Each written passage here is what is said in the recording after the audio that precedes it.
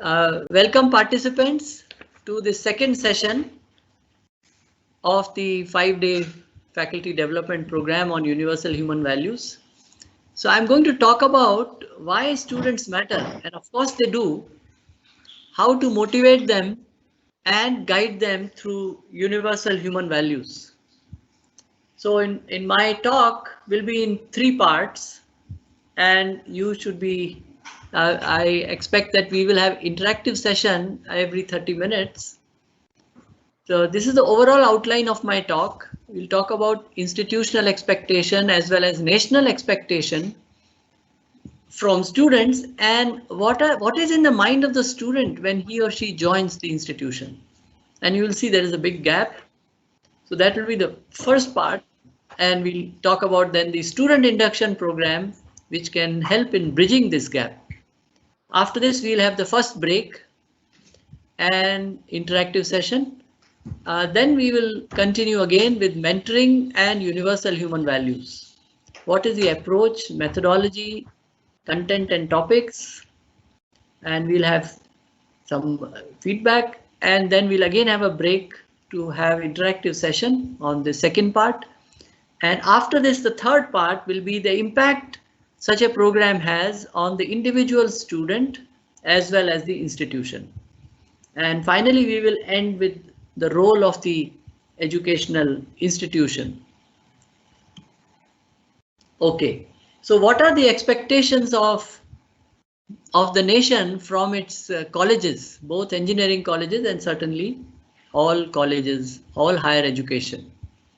So it is to expect, the nation expects that we will produce well-trained students who are well-trained with technical knowledge and skills, whatever is the domain of study, whether it's engineering, medicine, law, arts, commerce, science, whatever. They're also that they will have a mindset to work for national needs, and they are ready to fulfill their social responsibilities as well, and not just their individual and family responsibility. Of course, individual and family responsibility have to be met, but along with that, they will also work for national needs and fulfilling their social responsibilities. Now, what this means is developing a holistic outlook of the student towards life. So that becomes what the goal, or that is what the nation expects from its colleges. Now let us see what the incoming student has. What are his or her concerns? So when the student enters higher education, he has been told by his family and society that jobs are the most important thing, or perhaps the only thing, and livelihood and jobs are connected with each other. So as a result, the student has insecurity about one's future. And as the student is entering higher education, he comes with those concerns. He's unsure of what he wants to do in his life. And most aspirations, they are not even aspirations, I would say these are ordinary goals. And these goals which have been put in him or her are to work for livelihood. And this is where I'm reminded of our past president, Dr. APJ Abdul Kalam, who used to say, he went and addressed the nation, he addressed the young people all over the country. And he used to tell them that it is a crime to have low goals for yourself. And it is a crime against whom? It's a crime against yourself, because then if you set low goals or ordinary goals, you will never think of higher goals, and you'll realize it much later in life, and you say, I haven't lived my life. I haven't worked well for my own life. So this is where the difficulty is, that the student aspirations are not set. Now, besides this, the student is seeing how things are in society. The student reads newspapers and sees some people who take shortcuts. There is cheating. Sometimes there are group conflicts in campus or outside, leading to violence. and the student is seeing the contradictions in society. There is inequality, there is corruption, there is groupism, and all this leading to violence. So this is also there in the young people who is now going to be a young adult but entering college, and part that can be used, that can assure the students and guide them, that is the teachers, that is the faculty. The institution guides the students through faculty, through teachers, and today there is a lack of relationship between students and teachers. It can be said that there is a generation gap. The students feel that the teachers are not connected with them. In a class of 150, even more at times, the teachers don't know the students. It's difficult to know when all your classes have this kind of strength. And as a result, the very person who could guide the student is disconnected from the student. So now you see what the nation expects and what the concerns of the student are, and what a wide gap it is. So the next question to ask is, if there is such a wide gap, what are the institutions doing about it? And this is where we see that the moment the student comes in, we are in a hurry to start the lectures and start feeding them with the subjects. So this gap, there is no real attempt to fill this gap. There is even lack of clarity about how this gap can be filled. And looking at all this, it is the AICTE and UGC who saw this gap and said, now what can be done to fill the gap? And this is where the student induction program comes in. So let us see what the student induction program can do. So to bridge the gap, first thing is to connect with the student as soon as he or she comes in the college. This connection will take place through teachers. Now give space, mental space and time to the student to relate to the new environment. After all, he or she has come into a entirely new environment. There is a qualitative change in the environment in a school and the environment in a college or a university. So space, and both in mental space and temporal space, should be given. And this space should be used so that they can build positive relationships. And we can also work to develop a holistic view of life. The life is not just about making money or providing livelihood. Life is more than that. So this needs to be developed by the institution. And in short, if I say, get them to realize their larger responsibility, and out of that comes the holistic, fulfilling responsibility to lead a holistic life. So this is what needs to be done. And to start this process, establishing bonds with teachers is the most important part. Assimilate the new incoming student in the ethos of the institution, enlarge their worldview, develop character. Now these are some of the things we need to do. And for this purpose, AICTE as well as UGC recommended the following for all engineering colleges and UGC for all universities: start the student induction program as soon as the students enter. Now the student induction program has a number of activities, as we will see, and universal human values and mentoring by the teacher, that is the fulcrum, that is the pivot by which the entire program revolves around that. And normal classes start later, and AICTE recommended that for 3 weeks the student induction program should run and normal classes should start only after that.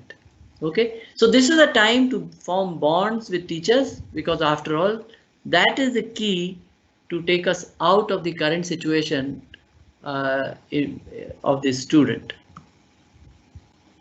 So little bit on the background, although I think enough has been said, but I'll just mention this. So these issues are not unique to students in any one class of institution. All institutions are facing it.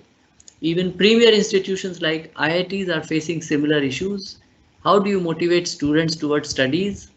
How do we de-stress them? How do we bond with them, make them feel a part of the institution and enlarge their vision? So these are also the questions premier institutions are facing. And as was mentioned, the student induction program started at IIT BHU in July of 2016, following which the IITs adopted it by the Council of IITs decision that it should be started in all the IITs, and it was followed by TechIP in 2017 and AICTE in 2018. And UGC decided in 2018 June, so it got really implemented, started getting implemented a year later. So this is very brief summary of how the student induction program spread. So clearly it was fulfilling a need. There was a gap that was realized, and here this program, because it had worked, it had been tried successfully at one institution, and universal human values had been tried with many universities. So as a result, the whole thing got started. So what are the goals of the student induction program? So the first goal is assimilation of the student in the ethos and culture of the institution. Okay.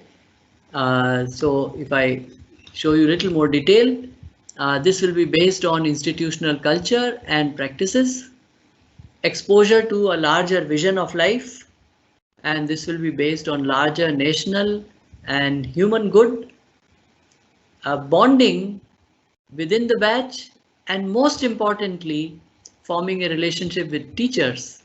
That is the fulcrum, that is the pivot on which the whole thing is based. So this is the third goal. Learning with creative skill in arts. Arts are very important for creativity. So learn one art form. Regular lifestyle and professional discipline. Getting up early, sleeping on time, getting acclimatized to the new place with respect to one's lifestyle. Overcoming weaknesses in some essential professional skill. For example, since teaching is in English, mostly in higher education, so this is also the time that a crash course in English can be given, and this will be a proficiency module so that the student faces less difficulty or no difficulty when the regular classes start after 3 weeks. All right. So the goals are, in summary, establish bond with teachers, assimilation in the ethos of the institution, and enlargement of the worldview of the student. Now, what are the activities? So there are these 7 activities that are listed here. So there is physical activity. So the induction program activities run for 3 weeks. Classes start only after that. So there is physical activity. In the case of residential institution, early morning getting up, yoga and stretching and few games. For day schools or day college, this time can be suitably adjusted. Creative arts, so the students pick one art form and learn it for 3 weeks. For example, painting, sculpture, pottery, music, dance, they pick one of these. And now I come to the most important part, mentoring and universal human values. So this takes place through discussions in small groups of students with a faculty member. And of course, we'll discuss this in detail. Then literary activity. We should encourage our languages, our respective languages in our respective regions.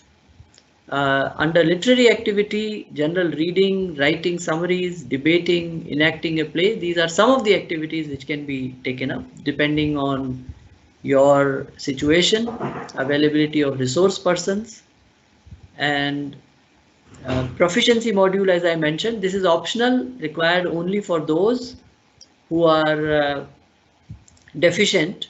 So for example, English for those who need it. Then lectures by eminent people, visits to the city and surrounding area, So eminent people could be from industry, could be entrepreneurs, people from public life, social activists who have done social service. And if it is alumni from your own institution, nothing like it.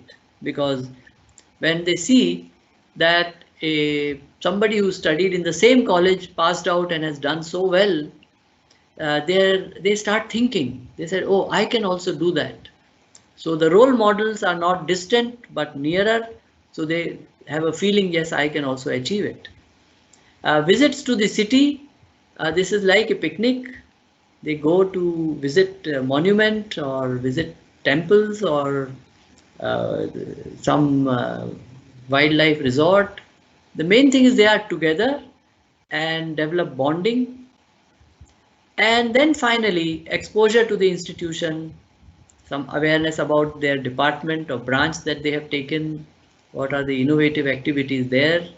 Now this is what used to be called as orientation program. Most institutions used to do orientation program, and this is all they did for a couple of days or for a couple of hours. So now this is one of the activities in the induction program. And here they can be told where the library is, where the workshops are, what is expected of them, how study in college differs from study in school, how do you handle independence that comes when you have entered college or higher education. So all this can be part of this activity under this head. If you look at all these 7 activities, there are 2 activities only which have classes, and they are discussion groups and art, creative arts, painting and so on. But you will notice that there are no lectures. There are group discussions or demonstration or actually doing the art form. So in the induction program, the activities, we want to reduce or avoid lectures but make it more interactive for them, because that is when they imbibe much more, and most importantly they feel they get connected with their respective faculty mentor. Now this mentoring takes place through universal human value class. The class is conducted through group discussions, and even in the group discussions we don't tell them do this or don't do this. That is sermonizing or moralizing. That is to be avoided. Rather there is a samvad or dialogue, and for such a dialogue to take place, it should be in small groups. I would actually prefer 15 UG students with a faculty mentor, or at most 20 undergraduate students with a faculty mentor each.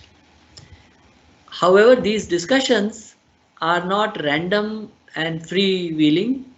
There are well-defined topics and there is well-defined content for these group discussions. And most importantly, this content is so chosen that it relates to them. It relates to their issues which are real for them in their life today. And through this, through such a frank sharing of concerns with each other, sharing of thoughts with each other, and then carrying out a dialogue, this creates a relationship between teachers and students in the group, and of course among students in the group. So we can stop here for briefly for about 5 minutes and take questions. So Yogesh ji, is this a good time to take questions now?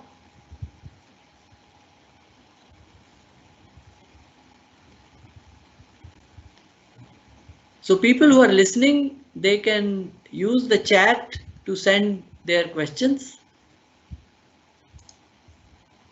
and they will be looked at.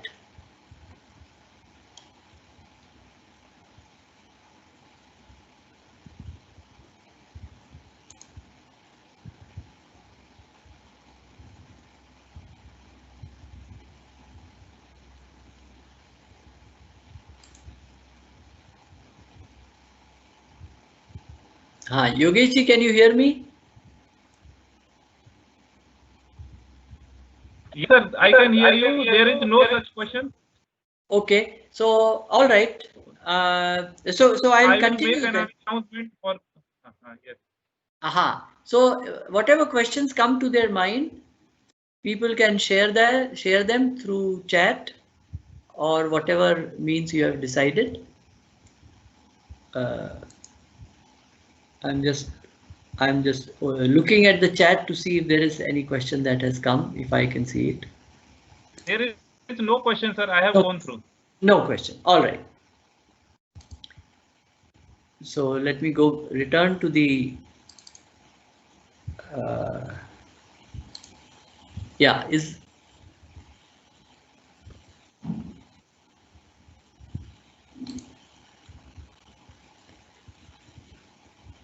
so Yogesh ji, can people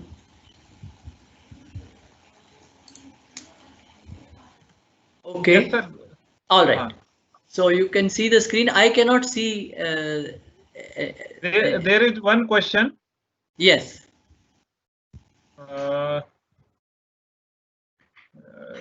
I think there is one lady faculty, but he has not written completely. Student faculty bonding during online program. She is Yes. having some queries.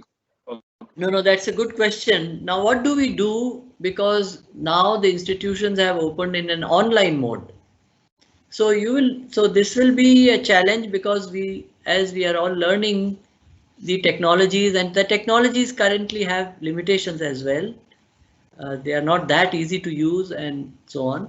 So partly it is that technology, but let us say if you are able to connect well and online things are conducted well, properly, there are no technological difficulties, then uh, even there the connect with the student can take place, and it will require, and as you will notice that this mentoring is based on a substrate. It's based on things that are being discussed about universal human values. So maybe if I continue, this will come out very clearly that even in an online mode, one can connect with the students because we are connecting at the level of thought and sharing of our concerns. And so that connect can take place even when we are connected online. Okay. So I'll continue. There are no other questions, and then we will take There up. are few more questions, sir. There are Yeah, few more questions yeah, that please. may be useful. Okay. So first question is what difference you found in the student after the induction program? Okay, this question we will reserve because I will be talking about the impact of the student induction program and universal human values in detail. If you Okay. notice my presentation, it is listed there as the feedback and impact. So both these things will be discussed. Okay. Okay. One more question. How learning Indian languages would be beneficial for students? See, we should realize that when we talk in our own language, we connect much better. And if we think, when we think of values, when we think of issues of life, we think in our mother tongue. We think in terms of, and all Indian languages are very close. When we adopt English to transmit, let's say, scientific content or some specialized content, it takes an effort to learn the language, but even after we have learnt it, the emotions and the feelings are best expressed in terms of one's own language. So, so using our own language is very important, and this we have actually found in IIT BHU as well as IIIT, wherever these sessions were conducted in the language, common language of the student and faculty, then the impact was greater. So when there is a mixed group, one will have to, of course, see what can be done.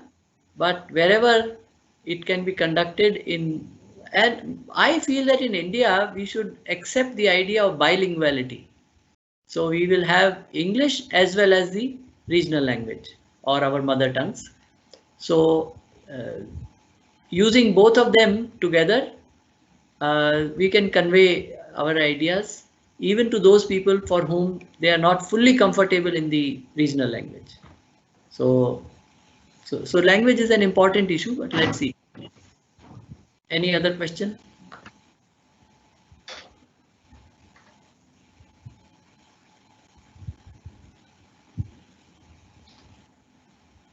Okay, there is one question: how to become a role model for a student?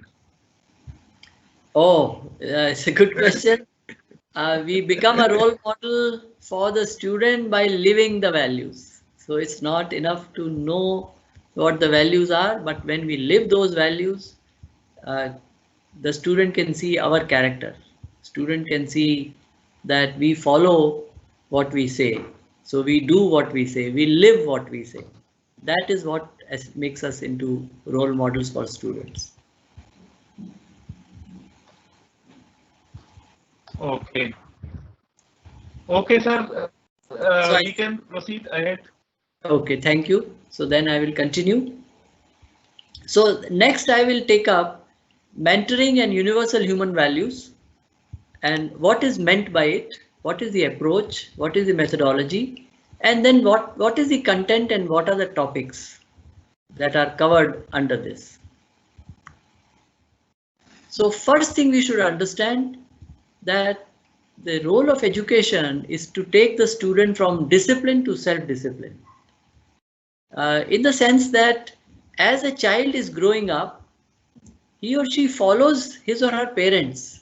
So his or her parents do brush, in the morning or at night before sleeping, toothbrush, using of toothpaste or cleaning of teeth, and that you will find that the young child starts doing the same thing. From there, things progress slowly as the child is growing up, and then there is rules and discipline as one goes out of home and even inside the home. And as the child has grown and has entered higher education, very clearly listed rules of conduct are there, and expectations are also mentioned. So this is what the discipline is when the student is entering higher education. And the goal of education is to take the student from discipline to self-discipline. Okay, and this is an inner process. And to do this process effectively, we must allow for open discussions, dialogue, and it must not be based on do's and don'ts. So if you say, oh, this is a rule, why? Because it is written there. No. So we say this is a rule, and why it is important to follow it to have a smooth and orderly functioning. And in doing so, at least my hope is that we will start the process of self-observation in the student, where the student learns to observe things in oneself, and that is what connects with finally discipline, leading to self-discipline. Now, method of conduct. Let me first talk about conduct and topics later.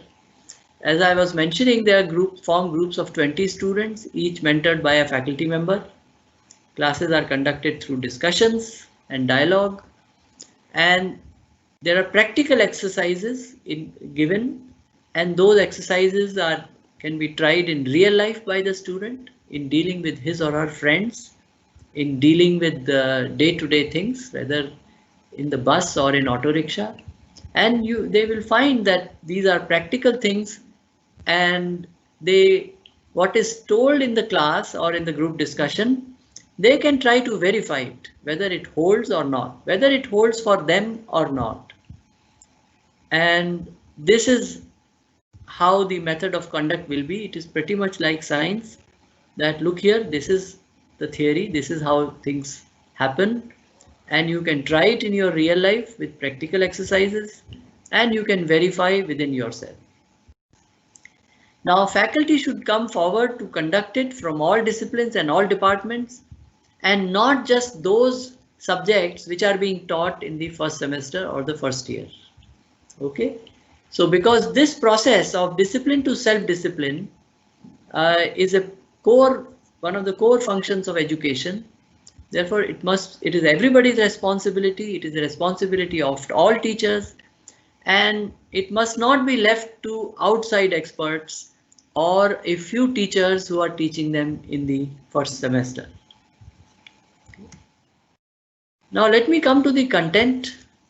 So before we talk of content, let's see what the human goal is as a humanity. There are 4 levels: level of the self, level of the family. So every individual, every single student, comes with thoughts, comes with feelings. So that is the level of the self. And we are all born into a family. So the family is already there. So the human goal related to the family, then our goal or responsibility that comes because of living in society, and our responsibility towards nature. So these are the 4 aspects of human goal. And if I look at now each one of them, the first one requires right understanding and in the self, and this is what is called as samadhan or clarity about issues in life. Then about family, there are 2 major aspects. One is prosperity or samriddhi, and this relates to my physical needs. It relates to livelihood. How do I carry out my livelihood to fulfill my physical needs?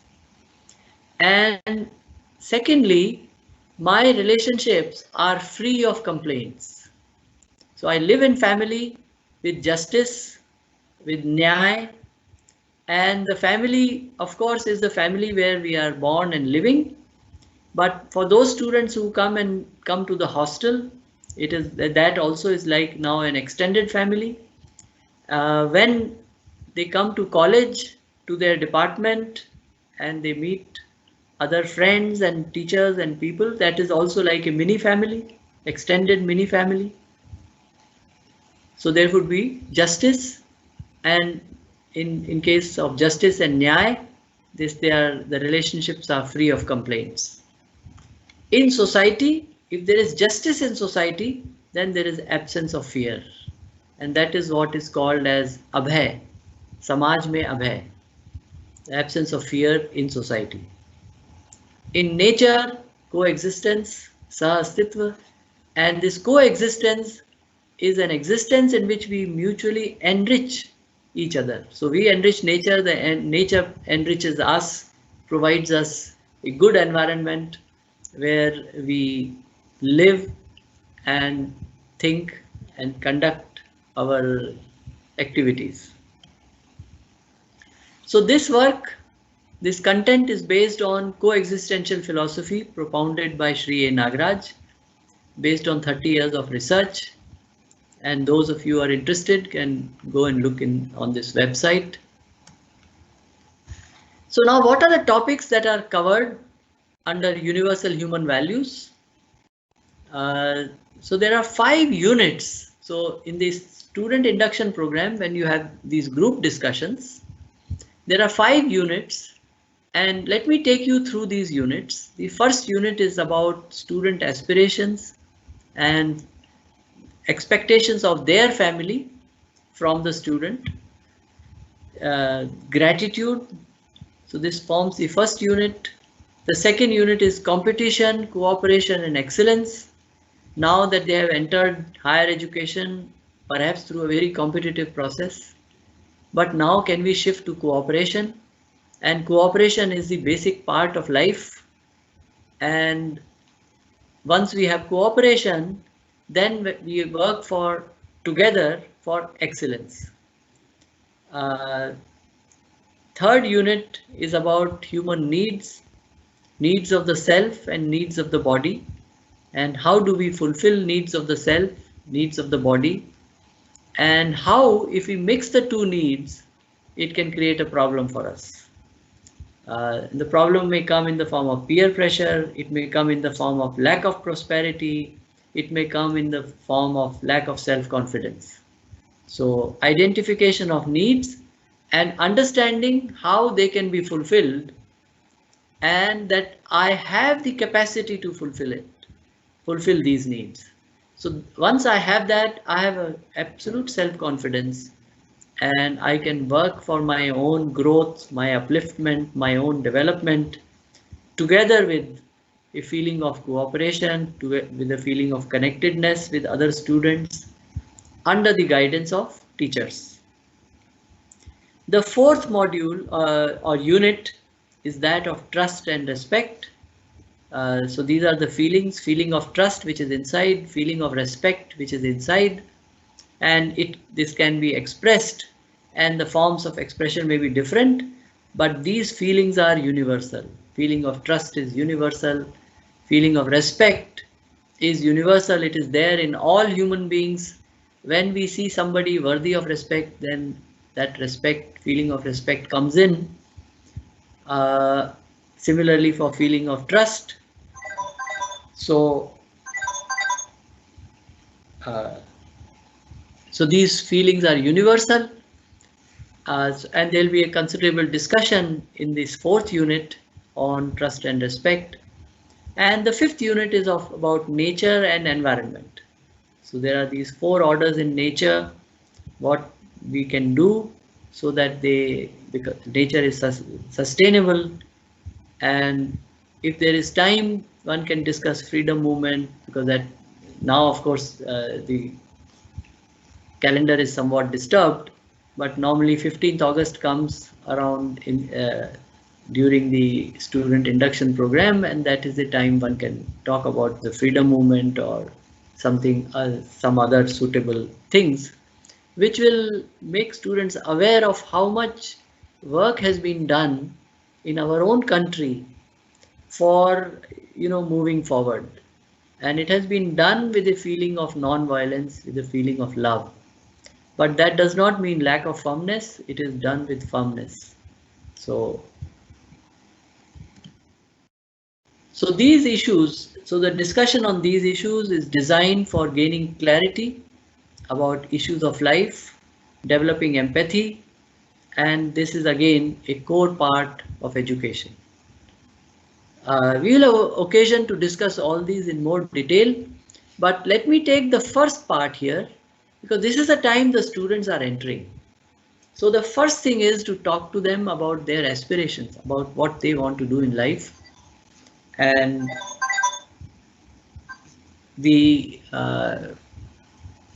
sorry, I have to keep my phone on also in case there is any disconnect. I can be informed, but sometimes other phone calls also come.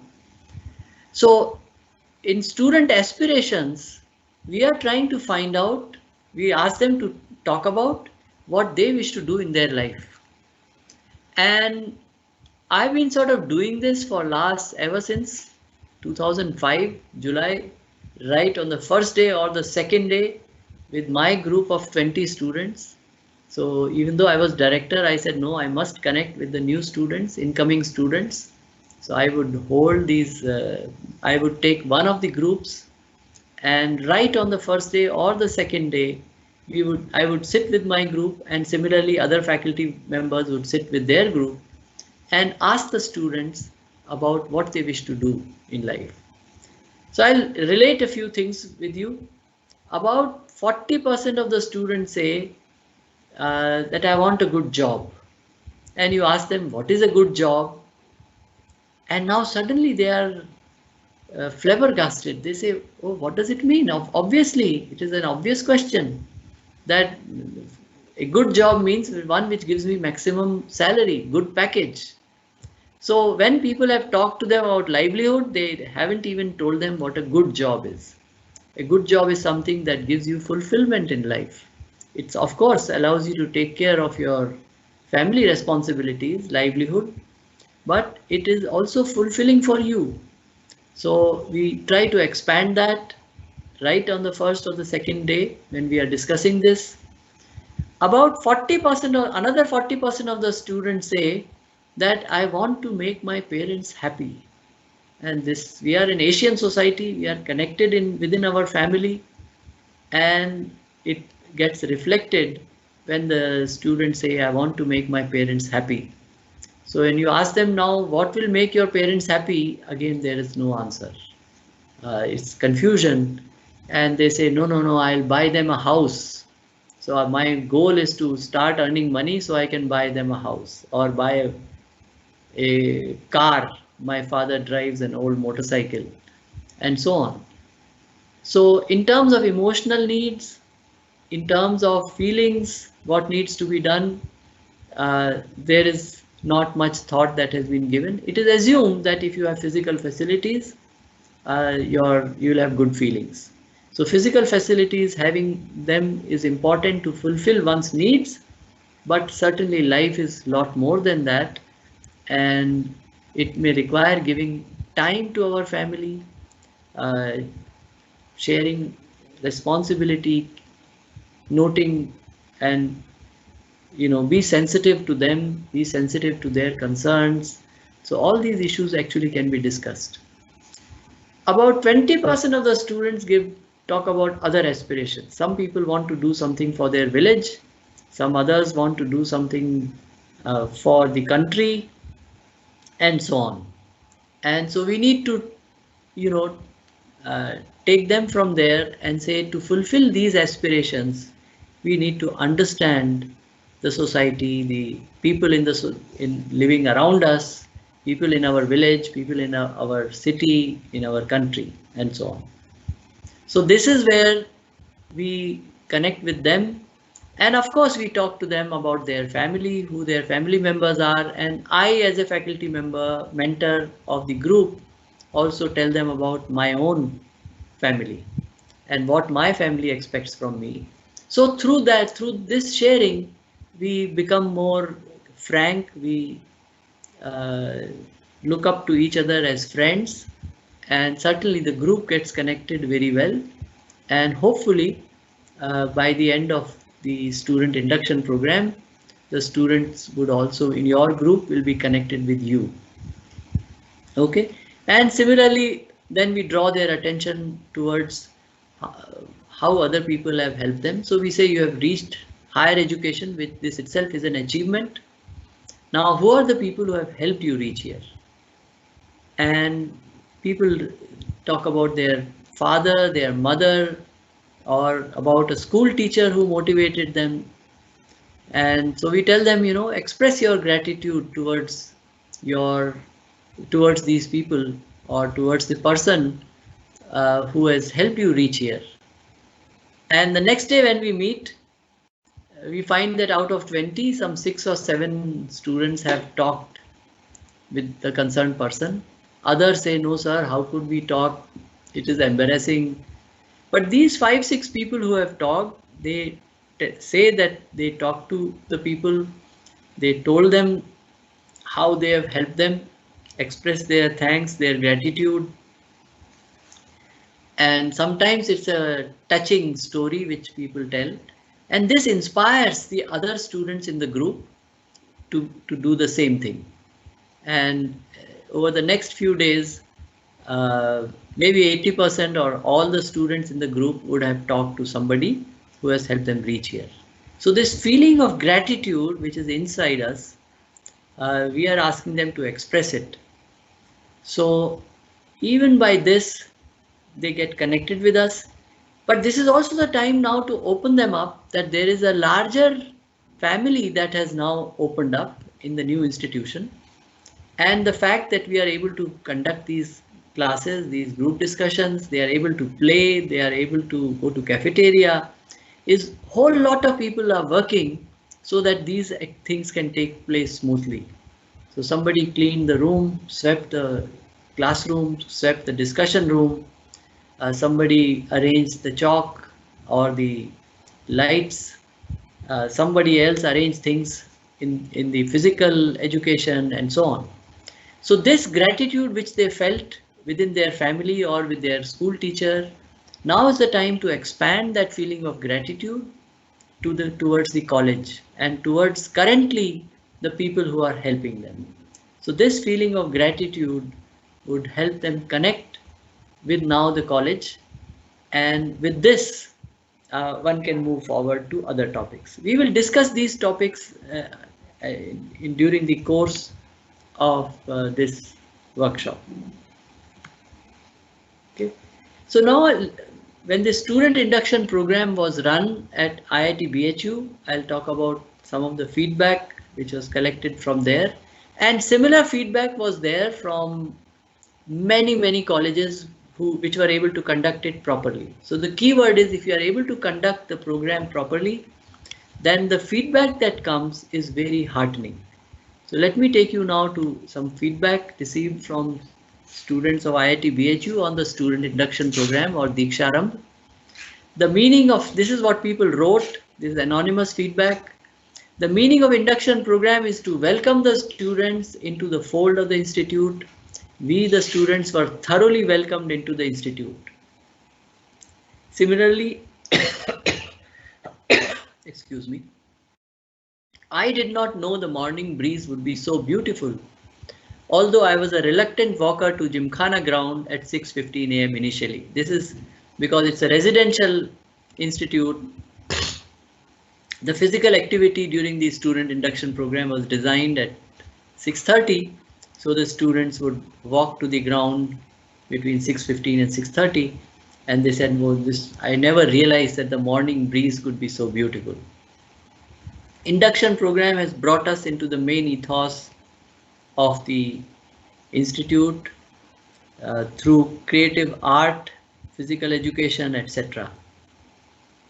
And look here what this next feedback says.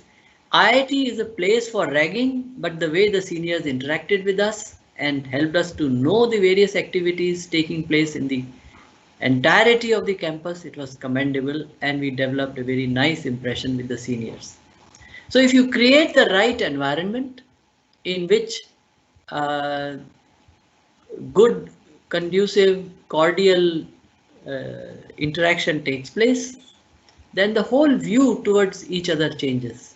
So the new students who join, they become friends with their seniors. So this is what was witnessed here, and you can see what the prevailing thought process is among the students who are entering IITs, that this is a place for ragging. And we keep hearing of such incidents from places, although it has reduced, but I think we need to not just reduce it and not just to make it zero, but it should become a welcome, a red carpet welcome. It's not enough to say, no, we have no ragging. The question is how well we are welcoming our new students who are coming into the institution. So it should be a grand welcome coming from the heart. Here is some more feedback from one of the students who wrote, I wanted to learn an art but could not do so. I left it in my class 6, and now is an opportunity and I'm taking the best advantage out of it.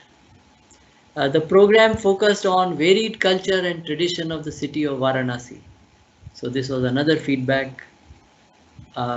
This is the third one which a student shared. The hectic schedule of the student induction program could help achieve the ultimate dream of my parents, that I go early to bed and I rise early. So this has achieved that in the first 3 weeks.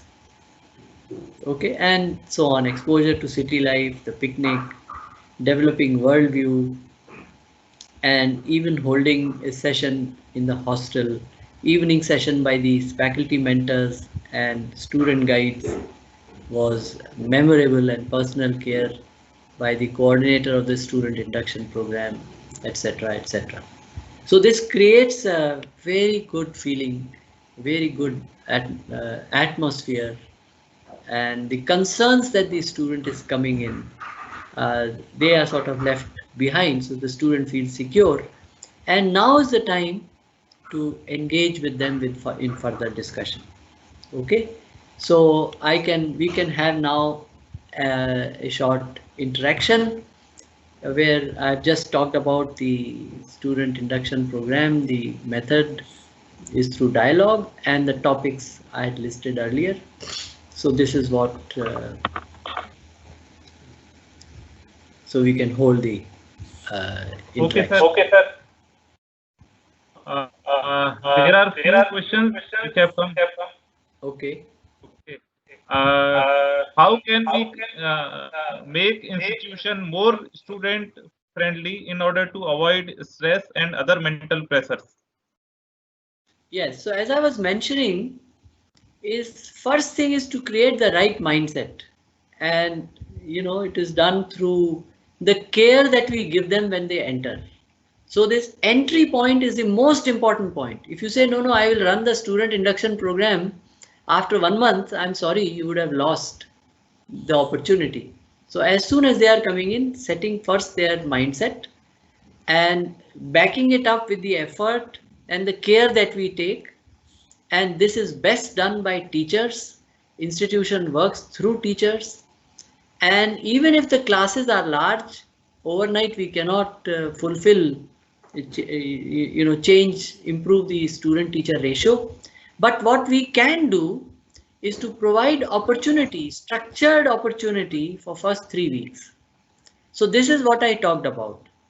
Now you have asked the question about what can we do.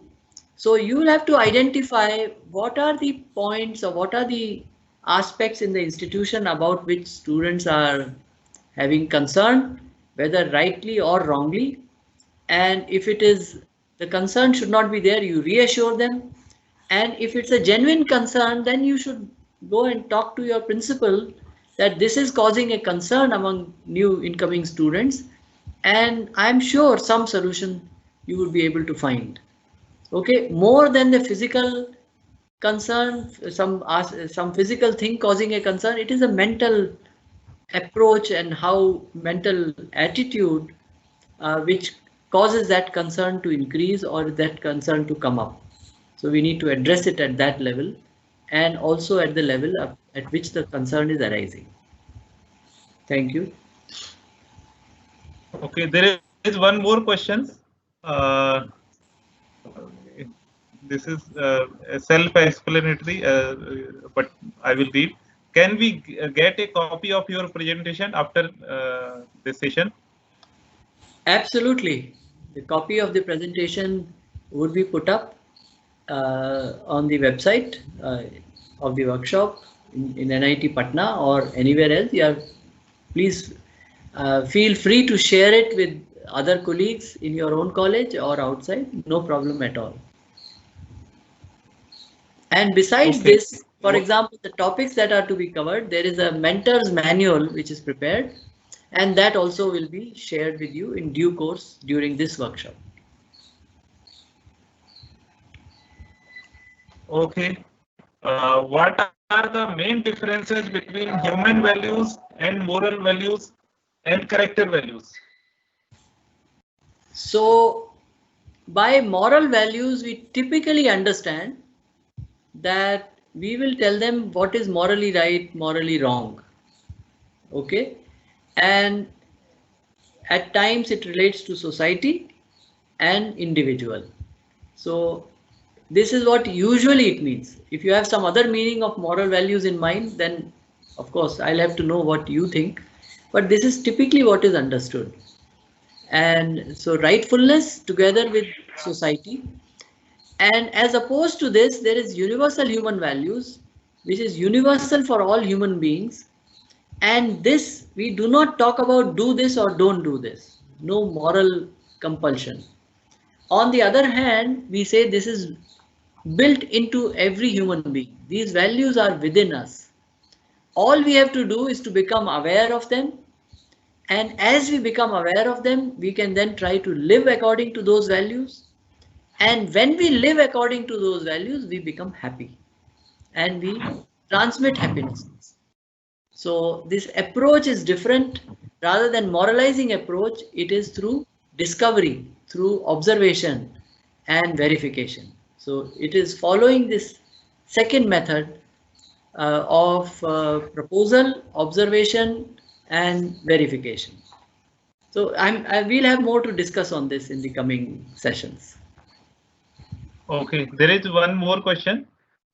During this COVID-19, is it possible to conduct such induction program? Yes, indeed, it is possible to conduct it online, and the ideas and the discussions can take place online. Although I do understand that this is a challenge and physical person-to-person contact would be better. But till our institutions reopen for physical contact, we would at least have established an online contact with them. And this online contact will not be limited to a subject. It will be open to issues of life which the students may be facing. It may be about competition, it may be about peer pressure, it may be about concern for money, for livelihood, about relationships, and so on. So we establish this online connect, and then later on when we meet, I'm sure that it will make it flower into yet more multifarious connection and good relationship.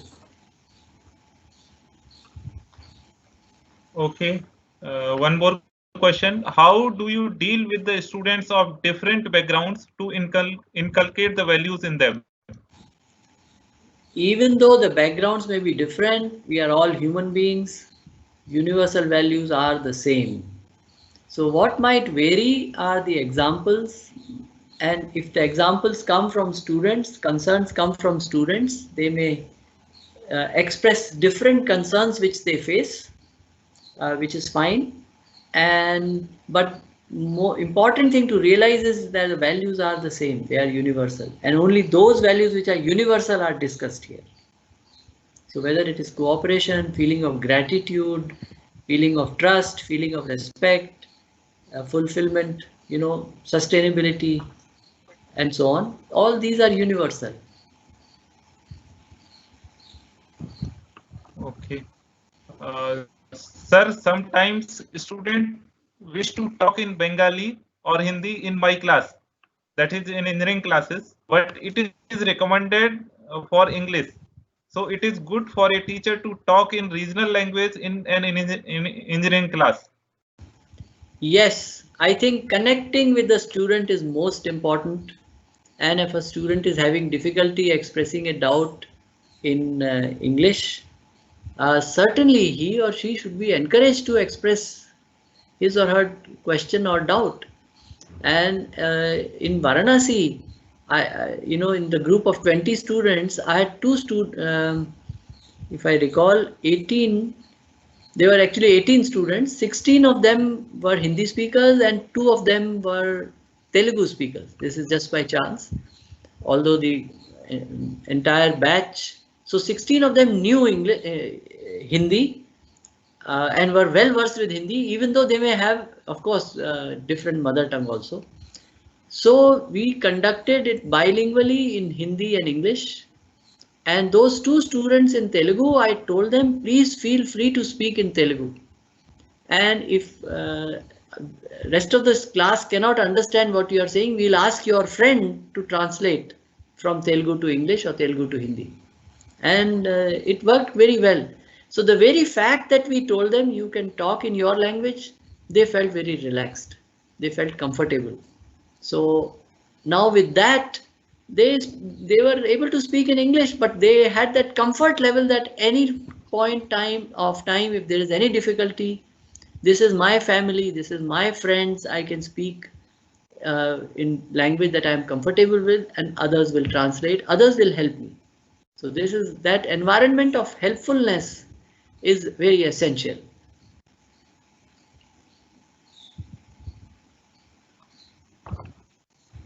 Okay, there is one more question. What are the basic guidelines for value education? Okay, I think this question can be taken up later as we proceed further in the workshop. And there are detailed guidelines which are made available. They are there in the mentor's manual also. So we can. After this question, please brief the point about small group 20 students.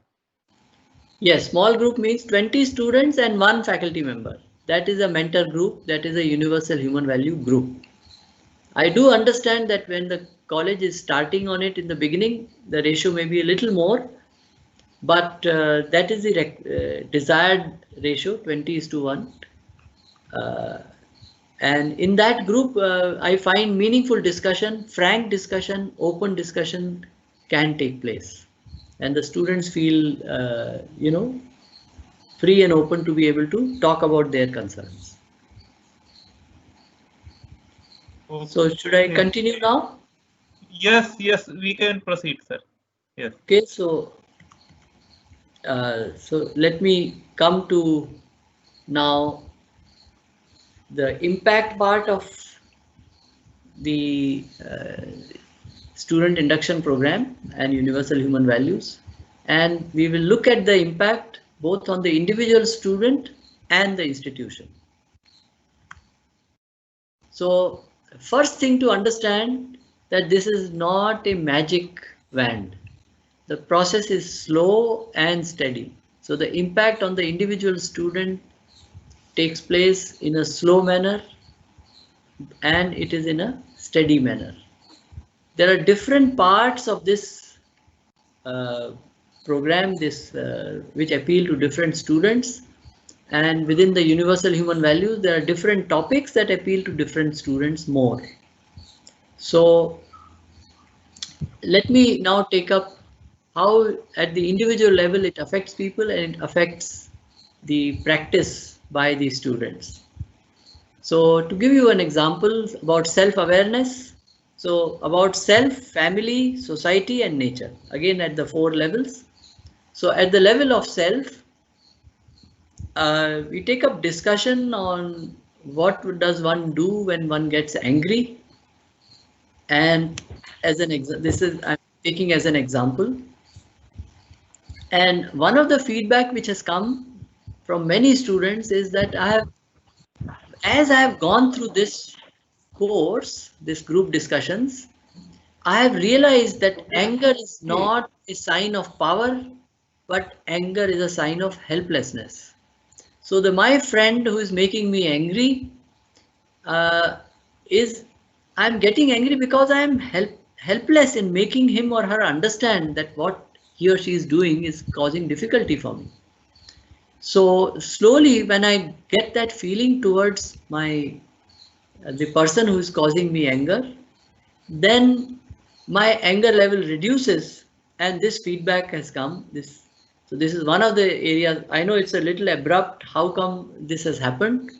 But if you look at the mentor's manual, there are detailed instructions on how to discuss this issue of anger and what one can do.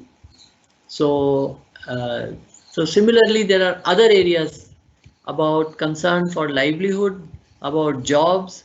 So this thing gets eased a little bit, but because our programming of our students is very strong as far as money and package is concerned, a 3-week program cannot change, but it can make them aware that this is the concern which you are having. And slowly, over a period of time, after all, the student is with us for 4 years. During this period, we can make a student more self-confident and less worried about issues of money.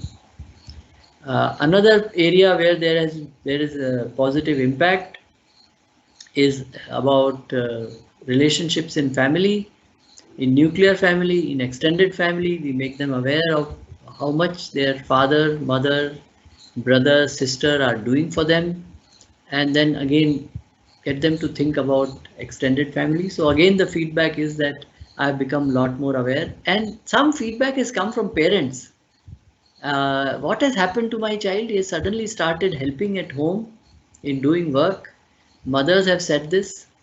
Fathers have said that earlier he used to be in his own world. Now he's asking me about how he can help and so on. Similarly, in the larger family of the institution, in the classroom, at the workplace, in the hostel, so they become more aware of these things and their behavior changes. Then relationship in society, this could be where people with whom we meet but we never know each other, like somebody in an auto. We go from one place to another, take a taxi or auto, or we go to a shop, buy things, but we only look at the shopkeeper as somebody who is out to make more money. But moment we talk to them about other things, the relationships, we find that there is a change in the atmosphere, or rather the view of that person towards me, and he does not see me only as a customer but as a human being, and I view him not just as a shopkeeper but as a human being. So wherever I am in society, my relationship undergoes a change. So many people have mentioned about this. And relationship with nature. Now this message has gone fairly strongly at society level, in the school level. So students come back with that we should preserve nature, but in terms of their actions, many people have said, I have started avoiding waste of electricity. I've become more aware of where I'm wasting water, uh, use of plastic, how I can reduce. So many people say that they have become more aware of this in terms of what they are doing. So earlier they used to think that what will the action of one person do? If rest of the earth is wasting resources, what can I do? But then they realize no, every small action counts. So this is another area of impact. And these things were identified based on opinion surveys that were done at IIIT Hyderabad. Later they were done at IIT BHU. And after that, some surveys have also been done at several institutions in different states.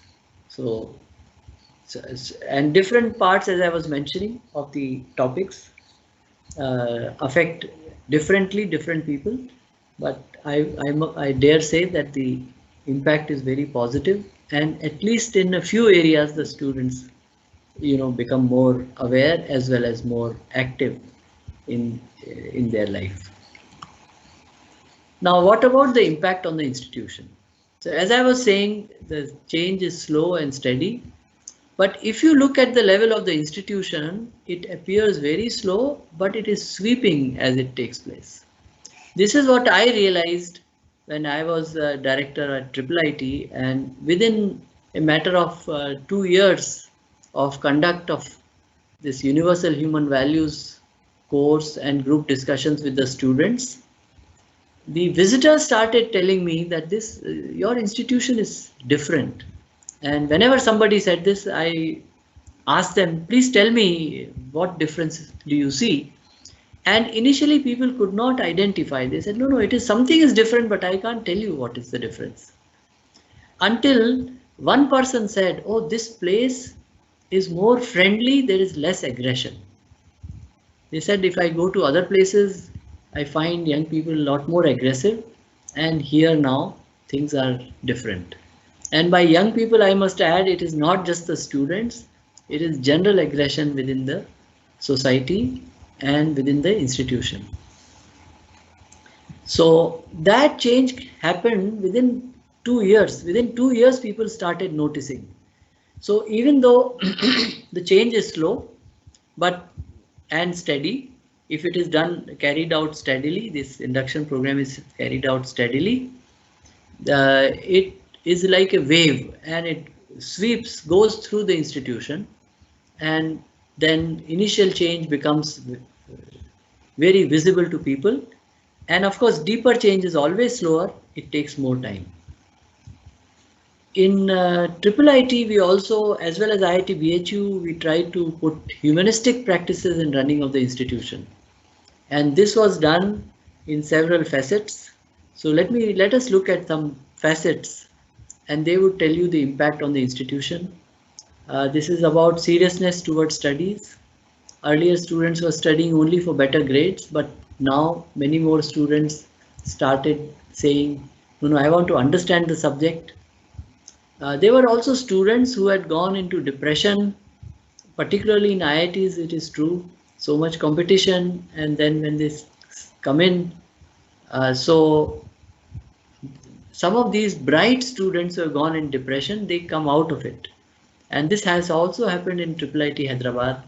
And I found that the students whose grade point average had fallen to 3 points out of 10 or 4 points out of 10, once they came out of this difficulty because of going through this program, their grades dramatically improved. So of course that is a dramatic improvement. Don't expect any dramatic improvements because of this program, but for some students it was a dramatic change.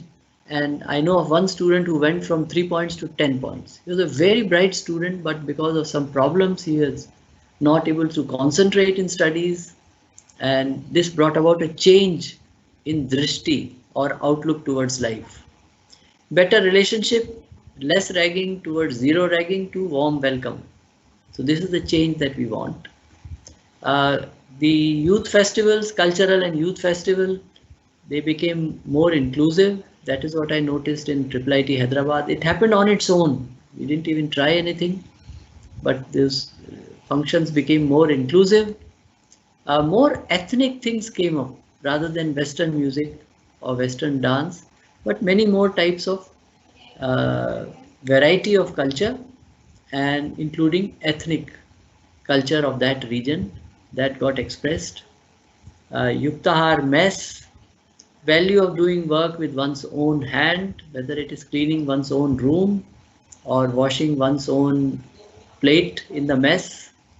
So all these facets, there were changes, that visible changes that took place, and some of those changes came in the form of normal way of functioning.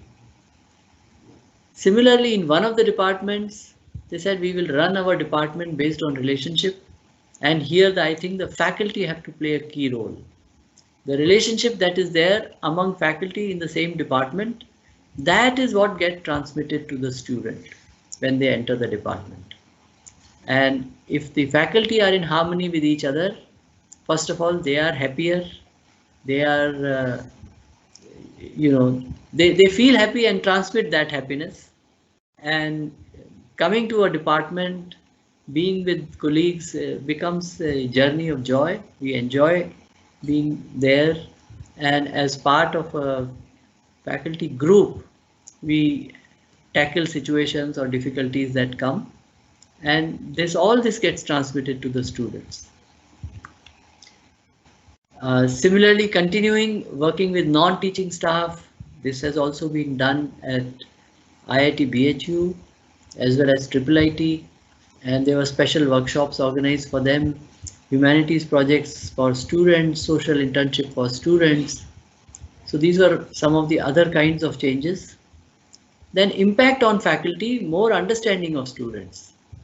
So this we saw when we conducted workshop at IIT Kharagpur, that some of the faculty members who expressed the difficulty with their PhD student, and now they said that I now understand why my PhD student is under pressure, why he or she is not able to perform. And with that understanding, the students also rise up to meet the expectation, and with the support and help from the faculty, there is no reason why students cannot rise and do things in a good congenial environment. Impact on faculty is also in terms of better relationships with colleagues, and one of the institutions, IIT BHU, actually, at the end of such a faculty development program, this was done physically with about 40 faculty members. Two of the faculty members at the end of the workshop came and said, we studied together as undergraduates, we did PhD together, but at some point we had differences and we stopped talking to each other for so many years. We had even forgotten what those differences were. But at the end, by going through this faculty development workshop, and our attention was drawn to each other, and we happened to be attending the same workshop, and they came and embraced in front of each other, everybody, and said, now we have become friends again, we have started talking to each other. Similarly, our attitude, change in our attitude towards non-teaching staff, faculty have to guide them also. So this can be the impact on institution depending on, but some of this impact, as I told you, takes time. There is no magic wand which will work in one day, but the point is it works, and when the change comes, it's a sweeping change. So finally, now let me address what is the role of educational institution. I've talked about this during the inauguration.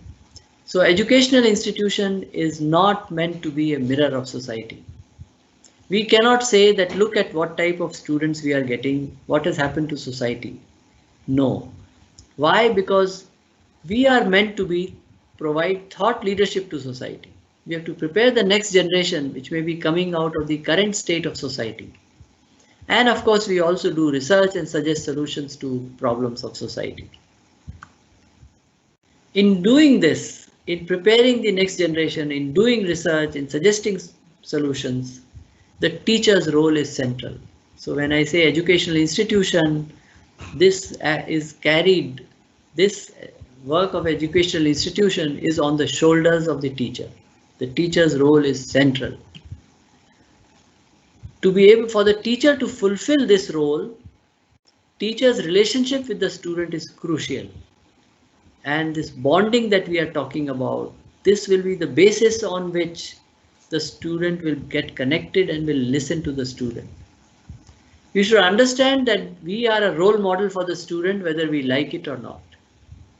So a teacher is a sage on the stage. When we are lecturing, the students are watching us. They are watching us, watching our minute acts of behavior, minute ways they are watching us in the way we conduct ourselves. And the students tend to copy us. So we are a role model whether we like it or not. So therefore it places a greater responsibility on us. So of course we have to deliver content, but besides delivery of content of a specific subject, we have to develop relationship with them, and we have to become their friend, philosopher, and guide.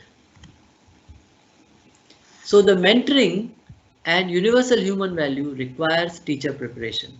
To be able to do this, it requires that we become prepared, and that is why this faculty development program in universal human values is being conducted. It is to prepare us teachers so that we can fulfill our role more effectively. And of course, there are 3 days, 5 days, 7-day workshops.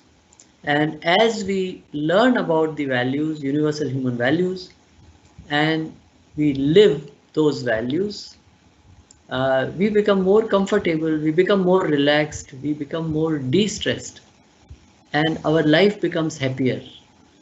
And the first person to benefit, we ourselves are the first person to benefit in terms of getting more relaxed.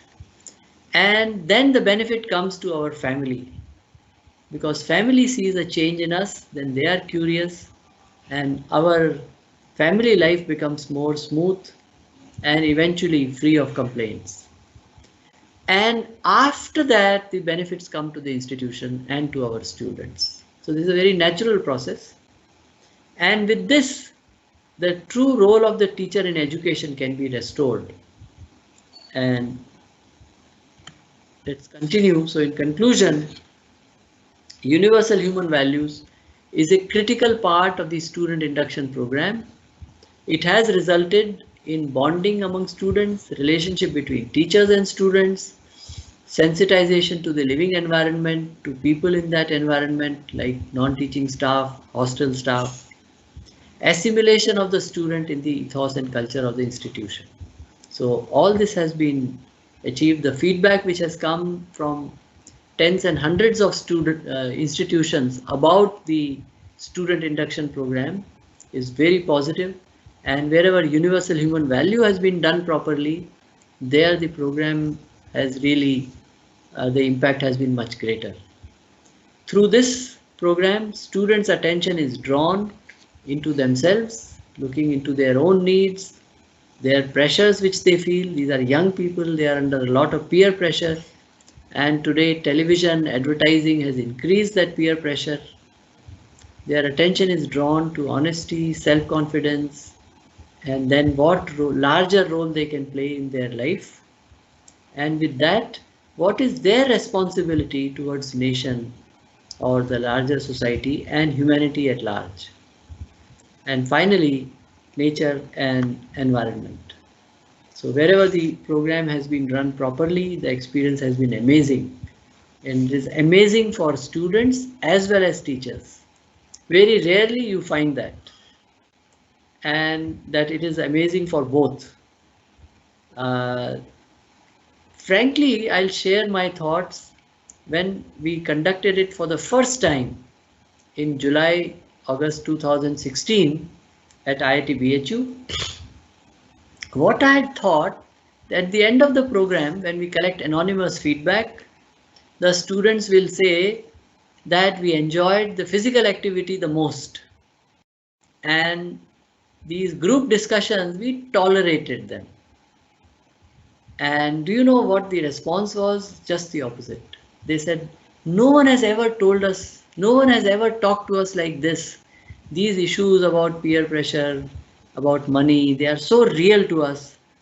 And here we were able to, this was the best part of the student induction program. So rather than tolerating them, they looked forward to it. But this requires that we conduct it properly. We do not conduct it in the way of do's and don'ts, but through a dialogue process where we allow students to talk about their feelings, about their thoughts, and we slowly draw their attention to the universal elements. Finally, as acknowledgement, student induction program has integrated 3 different ideas related to first year BTech students. First was the foundation program running at IIT Gandhinagar since 2011. Then universal human value courses running at IIIT Hyderabad since 2005. And mentor-mentee network at several IITs as well as many colleges which have implemented this mentor-mentee network, counseling service, whatever name is given by them, which has been running for past sometimes several decades. Now all these 3 elements were integrated into a single whole and delivered to about 1100 incoming students at IIT BHU, and rest I've already told you. Experience which was gained at IIIT Hyderabad on universal human values was when it was scaled up to UP Technical University, having several hundred colleges from 2009. That gave us a lot of experience. There was a very dedicated team which worked there, and initially the Vice Chancellor who implemented it, Dr. Prem. So there this was run in several hundred colleges. Then it went to Punjab Technical University from 2011, and there the speed of entry was fast and the training programs for faculty were conducted a lot more intensively. And then it came to AP and Telangana colleges for BA, BSc, BCom, and everywhere the experience gained was very heartening, and that experience has been put back into this design so that this program becomes more effective. So I'll stop here. Thank you.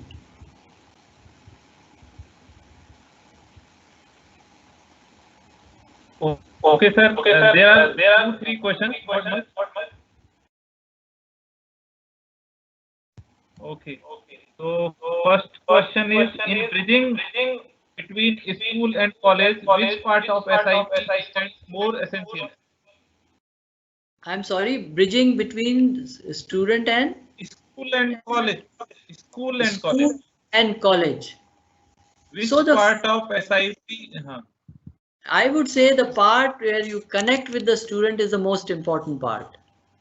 Many people complain, many students say, and you should talk to your students right on the first day, second day, first week, and so on. So many students say, in my school, I used to know my teachers so well, I could go to them, I could talk to them. But in college, it's a totally different story. I'm totally disconnected with my teachers. Even the classes that take place are very large, and the teacher comes and goes, then a new teacher comes, or I have to move into another classroom. So the whole thing is, dynamics is so different compared to the school. So this is the part which is, I think, you need to look at, and bonding with these incoming student is the most important part. If that takes place, other things will take care of themselves or will be more effective. Next question. Okay, one more question. It is the last question, I should say. How can we deal inferiority complex in a student? I think that is the most common problem among students. Yes. So on this topic, we will have a lot to discuss in the coming sessions. So we can keep it for that. And the only thing I want to add at the end is that when we attend this program, we should think of that it is for me. I am attending it for myself. And the fact that I'll be delivering to my student is bonus, but it is for me. So do I have an inferiority complex? Do I feel that I don't have a car, or I don't have a large car, or I don't have a big house?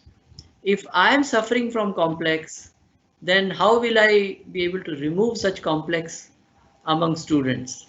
So how do I get rid of my own complex? And that is what will come through this workshop, and all the content that comes through this workshop, I should view it that it is for me.